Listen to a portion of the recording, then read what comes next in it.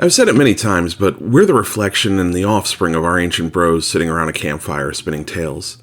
Those tales that rose to the top became oral tradition.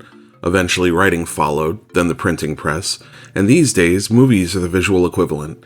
Over the past century and some change, there have been absolutely stunning films that are worth studying no matter what genre or what format you're telling stories in. So, today we get nerdy for films. Before we get into that though, the like and subscribe, they're like right down there, so cold and lonely. Please warm them up by clicking on them. They light up when you do that, so it's a nice feeling you get to give yourself. Immediate dopamine hit. That was kind of a normal intro for once. Alright, so the library that I have watched is vast, and showing off my biggest influences and films I feel are worth studying and watching over and over again would take a lot of time. So I decided to put some categorization into it and limit myself to 3 films per category. This way, I can describe what makes each of these so important, and if they're the ones you haven't seen, go and watch them or refer back to this video later on. First up, let's talk about the most classic of all human tales, that of the hero's journey. When done correctly, these stories are a juggernaut with audiences, attracting both men and women of all ages to see them. This is the single most uniting tale told not just in our civilization, but all civilizations have some kind of variation of this classic 3-act structure. As such, there are really only 3 films that stand above all others: Star Wars Episode 4, The Matrix, and Lord of the Rings: The Fellowship of the Ring. All of them are the first chapter of a trilogy, but all of them are self-contained, telling a complete story that leaves you begging for more. 2 of those deliver in a big way for all 3 movies, but just pretend that The Matrix was a standalone and you'll be just fine. What's important to look at for all 3 of these films is that they waste no time throwing you into their fantastical worlds which were heavily fleshed out and feel very alive. Whether you're visiting the Shire in Middle-earth or following the story of a young dreamer on Tatooine, we don't waste time with exposition, and unlike modern films, we don't need an everyman to serve as our tour guide and spoon-feed the world to us. When you watch these films, keep an eye out for how you learn things about the world in dribs and drabs through the dialogue. When Neo first wakes up from the Matrix, he says that his eyes hurt. Morpheus replies, "That's because you've never used them." That is like a gut punch to the audience, a shocking statement that says so much about the world we're going to get into. It's the little things like this that shape fantasy worlds so much more than just announcing everything in the narrative. Next up, we're going to talk about action films. Typically, action is considered low on narrative and, well, high on action. Why can't we do both? So, in that regard, I offer The Last Boy Scout, The Replacement Killers, and First Blood. I have different reasons for all of these choices, so let's get into some depth. The Last Boy Scout, about a washed-up detective and a washed-up football player trying to solve the murder of the football player's girlfriend, has something unique that sets it apart from other action movies.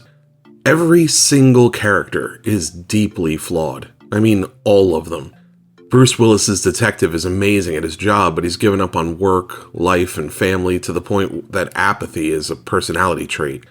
Damon Wayans is a football player that won't rest until he sees justice done, but he's trying to kick a crippling painkiller addiction. This movie really flew under the radar when it came out, and has never achieved a cult status, but it truly is one of the most enjoyable action movies of the early 90s. Study it for all the ways it develops the characters in a way that feels organic and real. See how we can make heroes that we wouldn't necessarily want to be friends with. The Replacement Killers is one of the incredibly rare times that we see tropes and cliches turned on their head. The title is not even about our main characters at all. It's about the killers sent to replace assassin John Lee after he refuses to harm a child. Refusing his boss means not only is the child still in danger, but now John and anyone associated with him. When he tries to get a fake passport from Meg Coburn, she gets tied up in this too. Instead of being a comic relief, Meg grabs her own gun and stands beside John. Instead of them inevitably falling for each other, they are 2 desperate people that want to protect the boy and stop the replacement killers. The film just refuses to follow any proven formula, and it's a masterpiece. Also, John Woo directed it, so it's stylish as hell too. Lastly, that brings us to First Blood. There is no film that's ever been made that you can compare this to. John Rambo finds himself a drifter after coming home from the Vietnam War. When a local sheriff decides to make his life hell, John snaps. Now, every deputy in the whole town is trying to find him, and that might be the biggest mistake they've ever made. Look, the action is crazy, but grounded. You're not entirely sure who you're rooting for, and in the end, John Rambo delivers a monologue that would break the heart of even the toughest guy, and makes you question everything you've seen. It makes you ask questions bigger than the movie itself. Like, what do we do after we've made a soldier into a killing machine and the war is over? He's a human being. There isn't a switch that just turns that off. It's stories like this that elevate high above mindless explosions that the genre is known for, and shows why they deserve to be considered art. Now, we just recently discussed plot twists on the channel, and the most natural plot twists come from unreliable narrators. So, in no particular order, the greatest unreliable narrator films you should study are The Sixth Sense, Fight Club, and The Usual Suspects. So, we have a ghost story, a drama, and a crime story. 3 different flavors for you to choose from, all of them equally tasty. The Sixth Sense is a slow-burning drama that has you laser-focused on its 2 main plots, that of a psychologist trying to put his life together after being attacked, and a little boy that needs his help because he believes he can see the dead. We study this not for what the narrator doesn't tell us, but what they don't know themselves. Fight Club, I don't even know how to describe Fight Club. It's simply one of the greatest films ever made, easily a top 100, still relevant now, and what's funny about it is that you kind of want to agree with all the bad ideas that are presented here. It actually makes a convincing argument to conduct guerrilla warfare on the place that you live in order to destroy a broken system and start over. We study this film, and the book, for that matter, in order to understand how to make such a perfect and perfectly unreliable narrator. Particularly in the film, look for all the ways that this has been told to you from the beginning, and you just couldn't see it. On the other hand, The Usual Suspects keeps you on the edge of your seat as an unlikely group is trying to pull off a caper, but may have run afoul of a mysterious crime boss from Turkey. The narrative doesn't just make you question the characters, but the very narration itself. When watching these films, what you're really looking for is in that second watch. You enjoy the ride the first time. With unreliable narrators, you go back in a second watching, looking for all the clues to tell you something wasn't right. All of these are doing peak work in the camp of misdirection. Speaking of camp, let's talk about the 3 comedies you absolutely want to study. Clue, Spaceballs, and Harold and Kumar Go to White Castle. To be fair, I'm a huge lover of comedy, and there's probably more than a dozen that could have made this list, but the reason I chose these 3 is very specific. Clue, we somehow managed to get a comedy classic that is infinitely more popular than the board game that inspired it. We have an ensemble cast of some of the greatest comedic actors in history, and despite the incredible number of cast members, the writers found this perfect sweet spot where it is just enough people to give them all a unique voice and personality. Now, it takes a shortcut to do this, having them all be strangers and their personal businesses revealed in what is basically exposition, but that exposition is so tied into the narrative that you don't realize it. The comedic timing of each and every actor is off the charts. This movie is what a well-oiled engine looks like in comedy. They all make it look so effortless, whether we're talking about the pale and tragic Mrs. White or the cowardly, anxiety-ridden mess of Mr. Green. You never forget these characters, and I can tell you that yes, the movie is still making me laugh the 30th time I've seen it. Study this film to learn about juggling ensemble casts, comedic timing, and how to keep a dark comedy on track to tell a complete narrative. Spaceballs is another crazy one to study. Mel Brooks could have appeared here 3 or 4 times, Blazing Saddles alone as peak social commentary while being a parody of Western movies. Spaceballs is a very obvious parody of Star Wars. You can tell that just from the movie poster. What you can't tell is that this isn't just taking scenes from the source material and making jokes about them. This film still manages to tell a hero's journey from start to finish while being completely silly the whole time.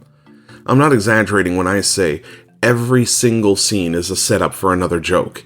It never takes itself seriously, but it still manages to tell a cohesive narrative. It's harder than you think. Just look at so many of the other early 2000s comedies. They get to the end of the third act and they realize they have to wrap it up, so they get all romantic and squishy and I've learned a valuable lesson today and all that. Not Spaceballs. It's ridiculous from start to finish, and I wouldn't have it any other way. Lastly, Harold and Kumar Go to White Castle is probably one of the funniest stupid movies ever made. It's a comedy of errors made for stoners by stoners. The thing is, though, as ridiculous and crazy as the story is, it opens the eyes of both Harold and Kumar about where they want their lives to go. Let's be honest here. You study this film because you can only hope that when your characters get to the prize at the end of the Yellow Brick Road, you want audiences to feel what they felt when Harold and Kumar finally make it to White Castle. It's such simplicity in its storytelling, yet it does it so well that you kind of want to go get some White Castle when it's over. And I don't even have a White Castle where I live. Next up is the opposite of comedy, stone cold drama. No laughs, heavy topics, deep dialogue. I feel like everyone knows the universal top dramas, Forrest Gump, The Godfather, Shawshank Redemption, and so on, but they're not on my list today. Every one of the films is spectacular and the praise is earned and you should watch every one of them. But you're not making Forrest Gump twice. You're not making another Godfather. So the lessons to be learned from these movies would only be the generic ones about pacing and line delivery and story development. For us, we want to study something from multiple angles. We want to grab it and shake loose wisdom out of its pockets. So, we're looking at A Clockwork Orange, Joker, and Gran Torino. A Clockwork Orange has so many lessons it'd make your head spin. First of all, it invents its own slang for the teens to speak that's loosely based off Russian slang of the time. It doesn't tell you what the words mean. You have to figure it out on your own.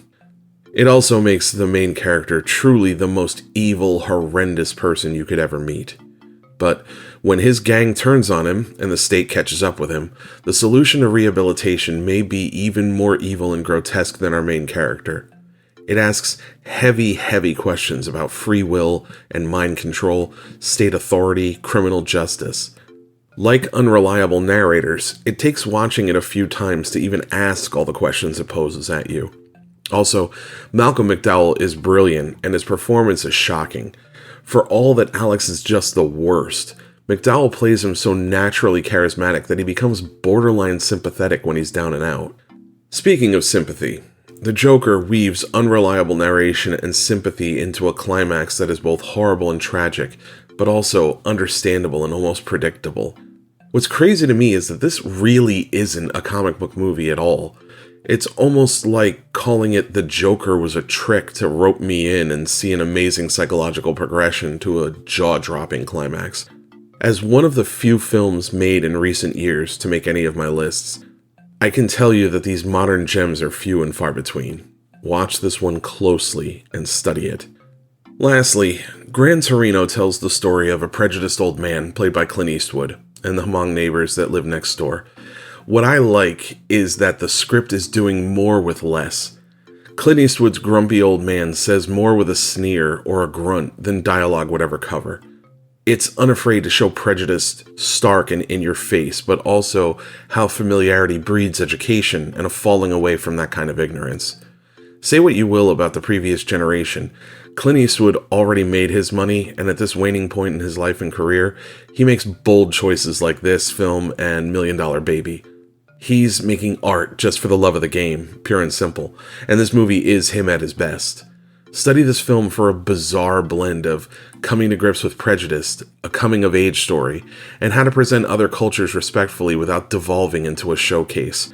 How characters can earn common ground with each other instead of contriving it.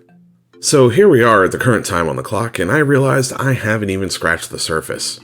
So instead of dragging this out, I'm going to break it into multiple parts. So next week, we're going to discuss horror, romance, and many others. The films we discuss today are by no means a list of the greatest films of their genre, although I would argue some of them are. What we can learn from these movies is astonishing, though, even when compared to whatever movie might be sitting at the top of the Rotten Tomatoes score in the genre. Don't forget to check out my author page. The link is in the description below. You'll also find the link to my newsletter in the comments where you get a free book, read about all my latest projects, and find indie authors for your next great read.